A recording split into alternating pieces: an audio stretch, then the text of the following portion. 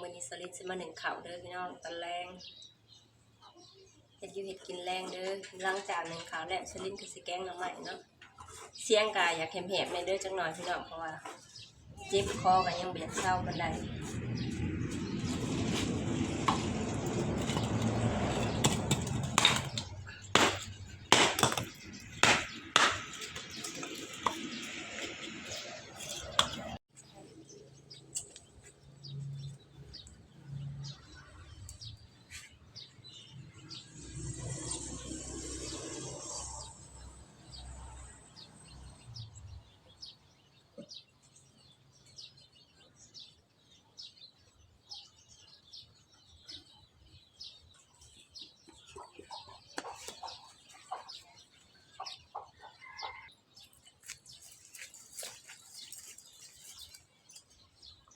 อยู่บ้านเฮาพี่น้องกันนั่นนี่แหละคำมากกะหาหนึ่งข้าวหนึ่งน้ำหาเฮ็ดอยู่เฮ็ดกินเนาะพี่น้อง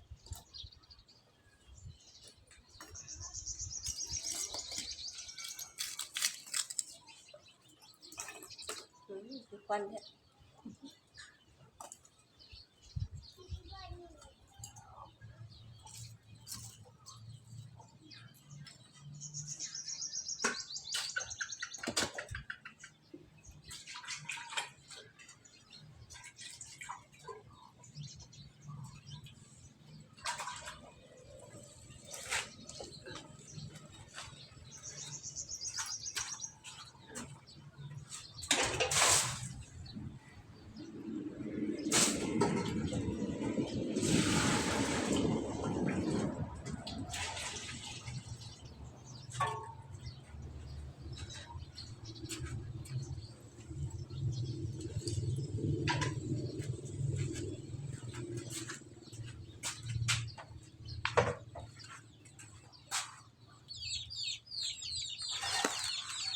บริเซอร์เขาเลยพี่น้องเพราะว่าสลินมาได้มาเขาเย็นยังไรก็เลยว่าสิอุ่นแล้วแต่เขาเย็นควัน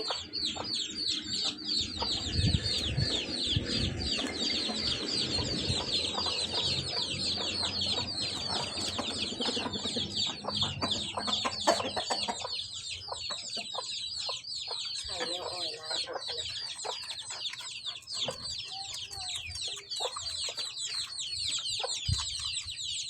สลินบอกคอยแล้วจะหน่อยอีกทีแต่จะมีคนบอกคอยเนี่ยทุกคนบอกบุคอยเก่งแล้วคนบอกบุคอยเก่ง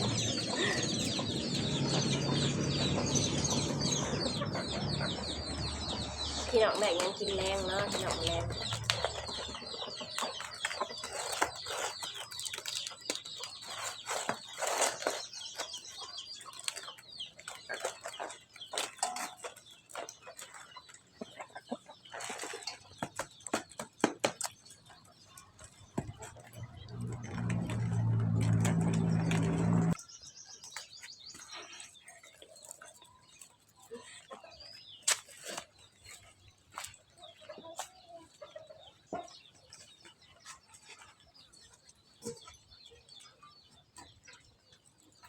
แล้วนะ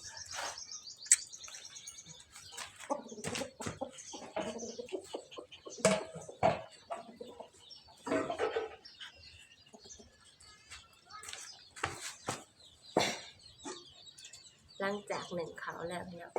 ปวดขาสุกและสลินกับสีแกงน้ำไม้ต้มไว้แล้วเนาะพี่น้อง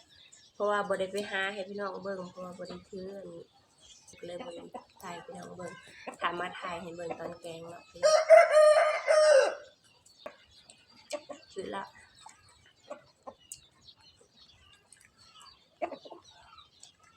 น้ำไม้นี่พี่น้องเป็นอาหารหลักของสาวลาวเนาะแกงยำได้ก็แซ่บ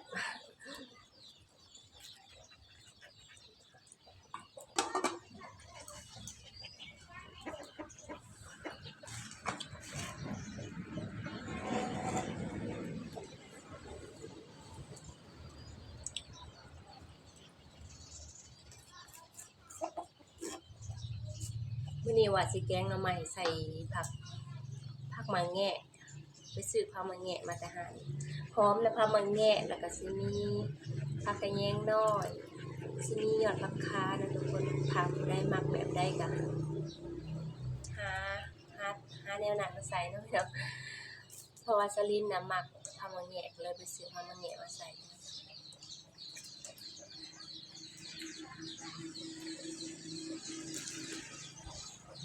ถ้าสิเป็นตำกระเบือถาเป็นการแกงเลย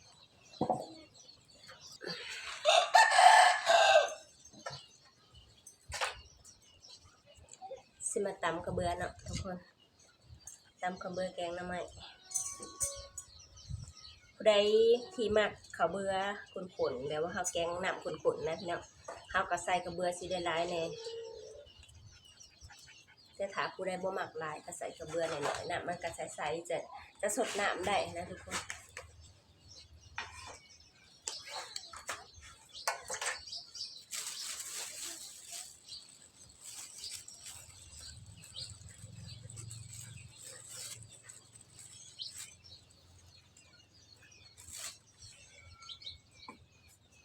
หน่อยก็ไล่ลาย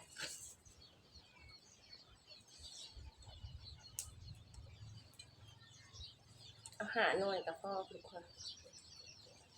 พอกินเผ็ดบ่ค่อยได้เผ็ดกับพ่อช่วงนี้กับพ่ออยากขึ้นเยอะว่ากินเผ็ดหลายสลินกินเผ็ดหลายก็เลยขึ้น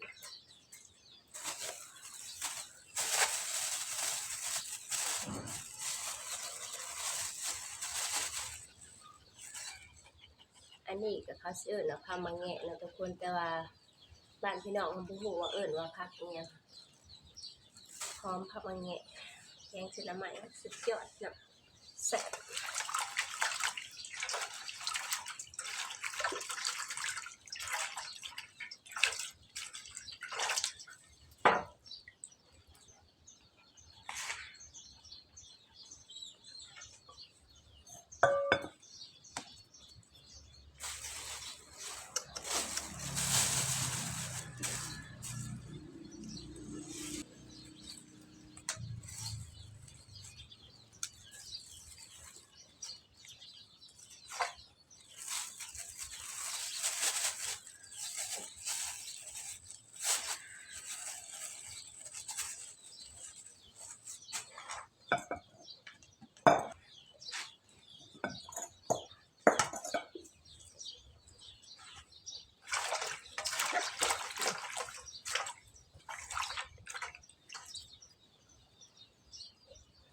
แกงหน่อไม้นี่ก็สิใส่ยะนางเคี่ยวมันจังแซ่บเนาะพี่น้อง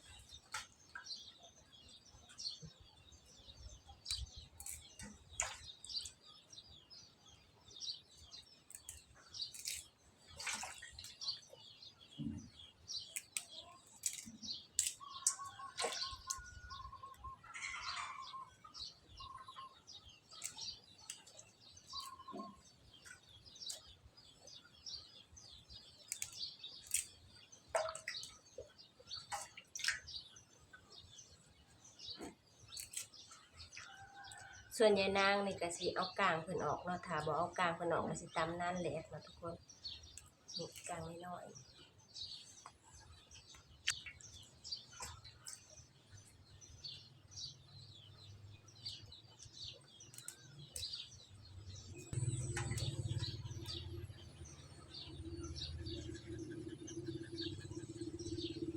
ฝนกำลังตกเช้าพี่น้องแต่ว่า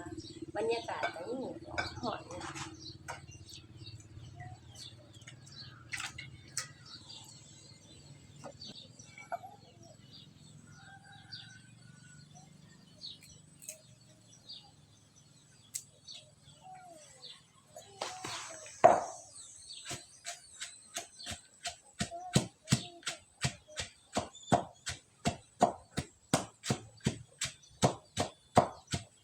ขั้นตอนการนั่นแกงหน่อไม้ก็สิยากแต่นำกับตำข้าวเบื่อนี่แล้วเนาะพี่น้อง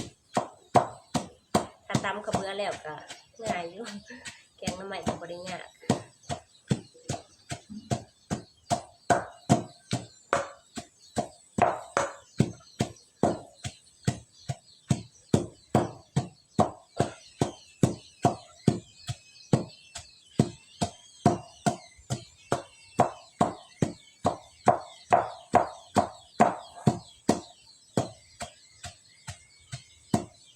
มีFC ขอมาว่าอยากเห็นสลินเฮ็ดกับข้าวเด้ FC บอกว่าสลินก็ได้แต่แกงหน่อไม้ให้น้องเบิ่งเพราะว่าเวลาดูนี่มีแต่หาหน่อไม้นะมักหาหน่อไม้มักกินหน่อไม้ก็ว่าแม่นทุกคนก็เลยได้เฮ็ดแต่เมนูแกงหน่อไม้ให้พี่น้องเบิ่งอย่างอื่นยังบ่ได้เฮ็ดเลยพี่น้อง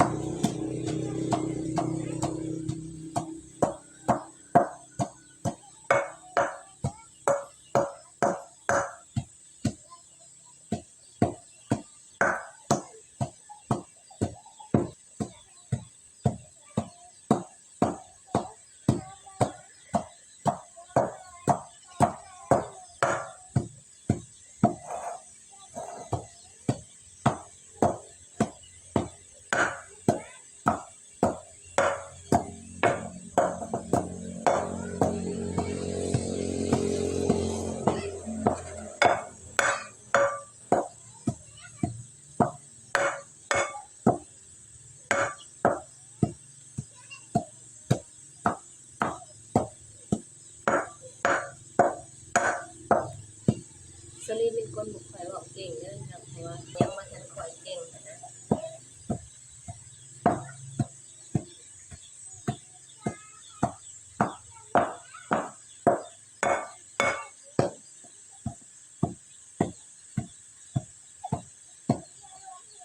แต่สิแหลกแล้วพี่น้อง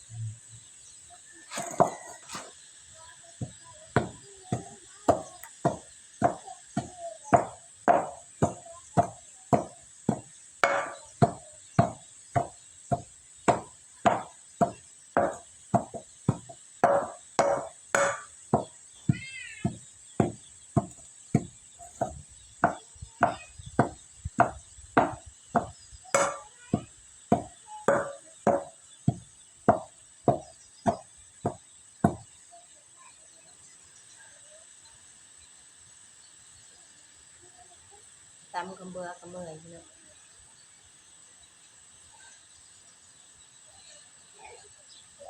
เพราะว่าสลินยังบ่อยากมีแรงบ่ได้เนาะนี่พอแล้วซั่นแข็งแท้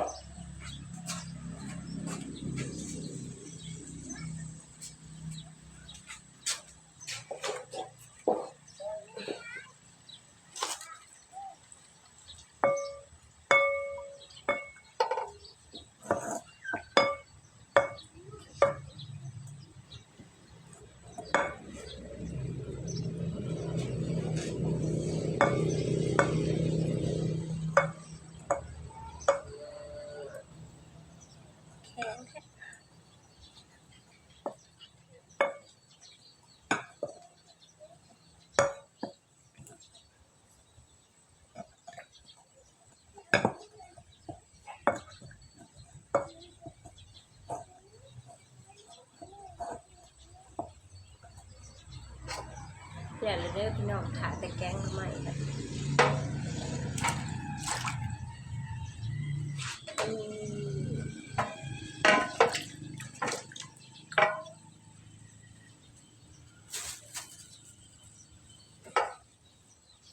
พี่น้องมากินแกงหน่อไม้ยามแลงนำกันเด้อพี่น้อง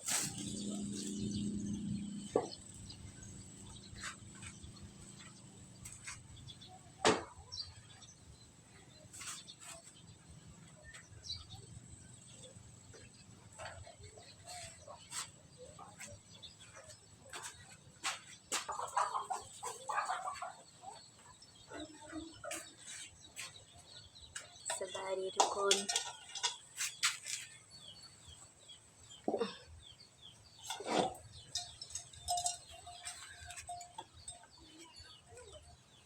ผ่านมาบวบหน่อยหนึ่งนะพี่น้องใส่แกงหน่อไม้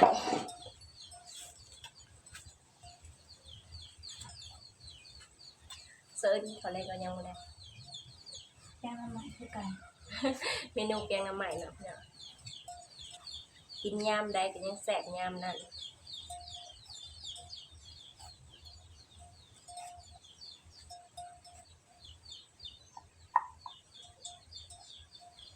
แกงใส่หมักบวบ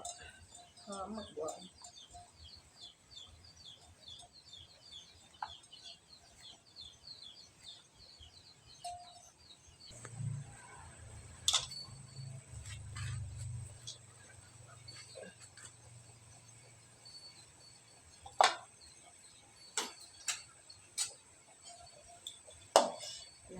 สวยเขาแล้วก็สิแกงหน่อไม้เตรียมเครื่องไว้แกงหน่อไม้นะพี่น้องผักก็อยากหาแตกแห้ง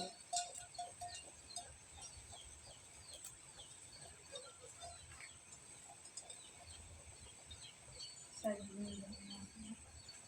ส่วนแกงน้ำใหม่ก็ไม่กินบ่ได้เด้อใส่ลินไป อันนี้คือแกงหน่อไม้ ผิดกระเพาะอยู่ผิดกระเพาะ เครื่องนี่ค่ะอุ่นเขาเย็นนะสิบ่อยากกันได้บายบายเราหาหยุบแล้ว ก็ได้ใช่ไม่ใช่นะคุณ พูดรอบหนึ่งยังเลี้ยวบ่เห็น ตายเลย เสิร์ชก็ยังบ่เห็นถ้าเป็นงูน่ะตอดละนั่นล่ะ เนี่ย แม่น ข้าวบดใส่นั่นดี ผักมาแงะพี่น้องใส่แกงหน่อไม้น่ะแซ่บแซ่บหอมสลิดน้ำมาก สวยๆเลย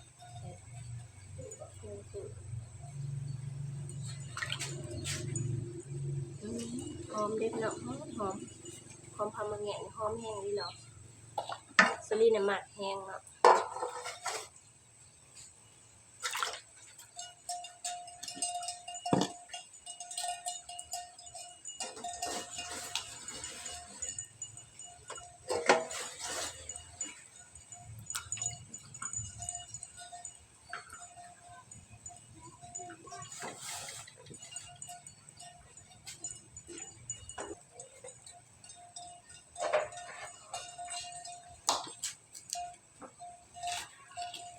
ให้เซิร์นช่วยเขาให้น้ำนวลสลิดสิขายแกงหน่อไม้นี่เนาะเอาหมอหน่อไม้มาแกง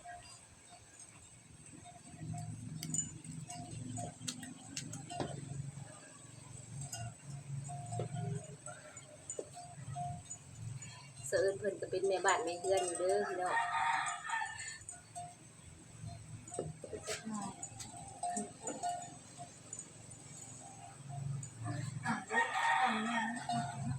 จะรีบไปยังบ่เศร้าใช่ไหมขาย I love you ขายน่ะเศร้าแล้วยังแต่อ้ายนี่คือ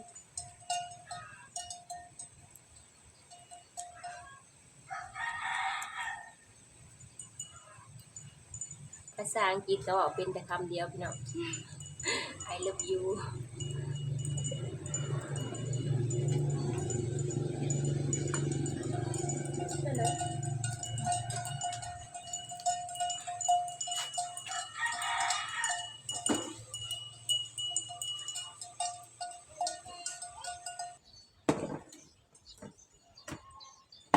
ช่วยเขา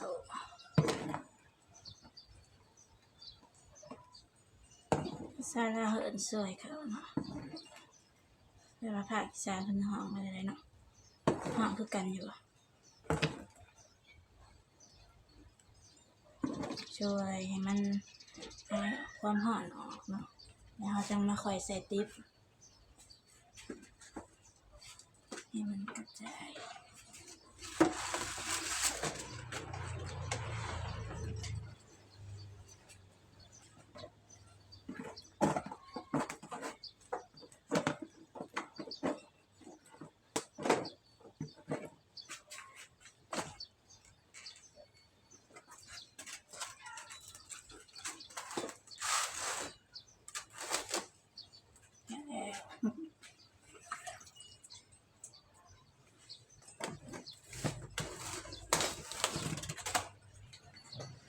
ใช่ ที่เดิม ใช่มันเป็นแกงน้ำใหม่มัน กำลังหลบกระแดกใส่เด้อทุกคน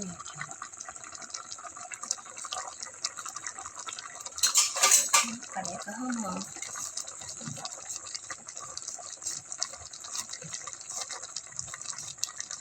แกงหน่อไม้นี่แกงยำได้กระแสบเบิดยำนั่นทุกคนสลินกับเสือเอิญนี่มักแกงหน่อไม้เด้อสิยิงกับมักคือกันแต่ว่าเพิ่นกินบ่ได้ มัน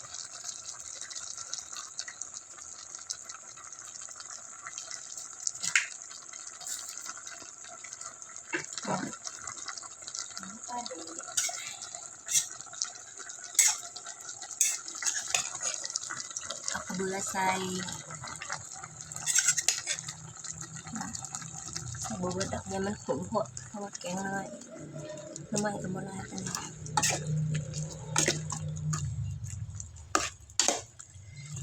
เป็นตาแสบนะเดี๋ยวเอาหมกบวบใส่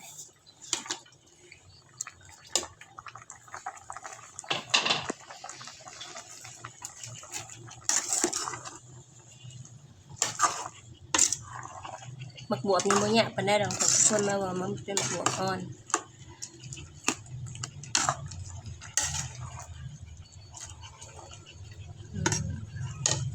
ใส่ผงนัวลง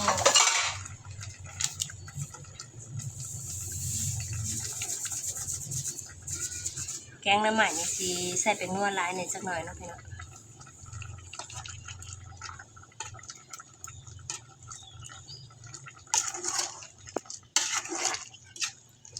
เอาน้ำมาใส่อีกจักหน่อย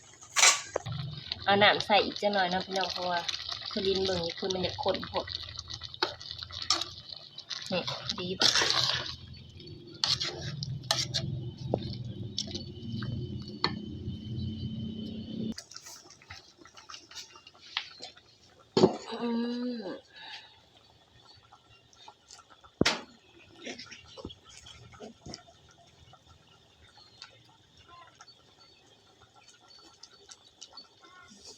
แกงน้ำใหม่นี่พี่น้องถามว่าผู้ใดมักจุดจี้ก็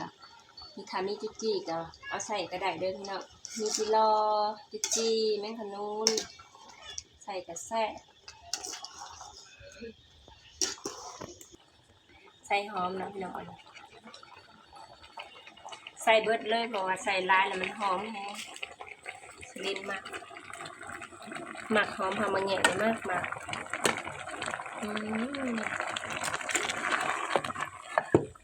โจ้ขนาดเลยพี่น้อง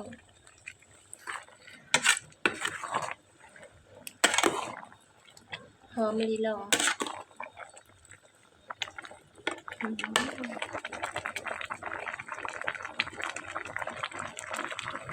เดี๋ยวเราสิมาซีมเบิ่งนะพี่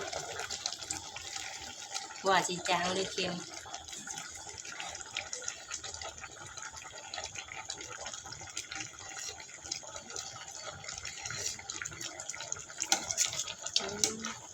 แซ่บพี่น้องแซ่บบวกสุกแล้วมั้ง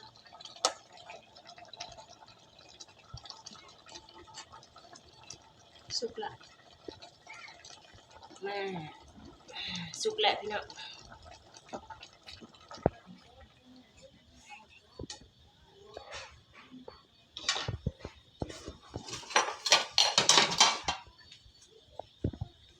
เราจะมาทำการกินเลย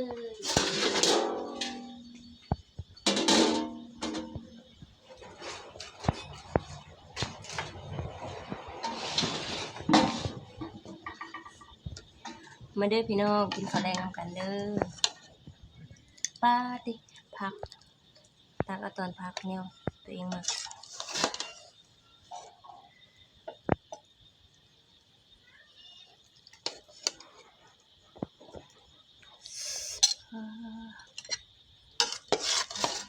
ทำไมสดๆมีแต่แนวสดๆมาเด้อพี่น้องกินข้าวแดงนำกันเด้อแกงหน่อไม้ใส่ผักมาแหน่พี่น้องกินกับสะเอิญ2 คนผักแก้มกับแม่นไปมะกอกไปมะกอกกระแสคือกันพี่น้องมาได้ทุกคน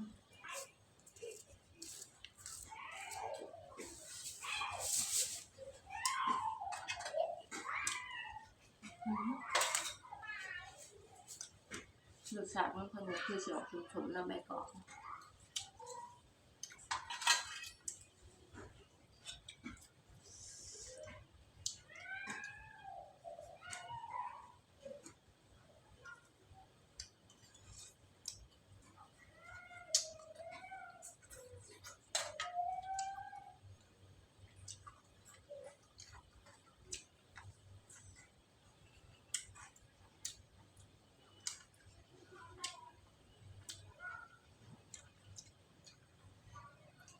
น้ำใหม่ก็เป็นน้ำใหม่ใหม่ก็เลยแซ่บเนาะ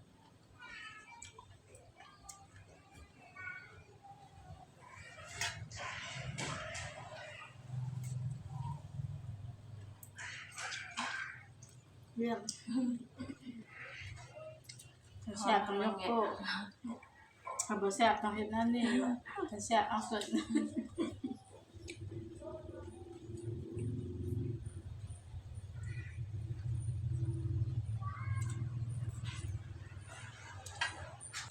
แกงน้ำใหม่ก็แซ่บหลายพี่น้องสมกับการที่ไปหามาแกงก็แซ่บแซ่บเพราะว่าแกงใส่ให้มาแงะเลยกลิ่นมันหอมมันนะทุกคน แม่นแซ่บแฮง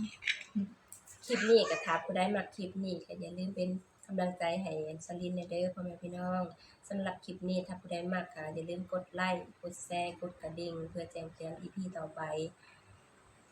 เอาสำนิทก็จบกันเนาะพี่น้องแล้วพอกันคลิปหน้าบ๊ายบาย